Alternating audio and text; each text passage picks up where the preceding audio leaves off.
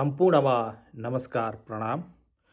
तपाईँको सबभन्दा ठुलो दुश्मनले तपाईँलाई त्यति धेरै नोक्सान पुर्याउन सक्दैन जति नोक्सान तपाईँलाई तपाईँको नेगेटिभ सोच वा विचारले पुर्याउँछ।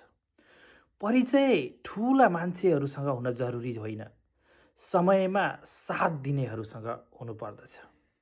तपाईँको ध्यान भड्काउने चिजहरू धेरै हुन्छन् जीवनमा, तर पनि आफ्नो लक्ष्यप्रति टिकिरहनु नै सफलताको पहिचान हो। जीवनमा सबै कुरा कसैलाई पनि मिल्न सक्दैन। यति धैर्य राख्नुहोस्, जे मिलेन त्यसमा तपाईँको मन दुखी नहोस्। जुन दिन तपाईँको फोनको लत मेहनतको लतमा बदलिन्छ नि, त्यसपछि सुख वा खुसी तपाईँलाई पछ्याउँदै आउँछ। शरीरलाई चुरोट वा रक्सी आवश्यक छैन, तर त्यसलाई बनाउनेहरू संसारमा सबभन्दा बढी धनी छन्।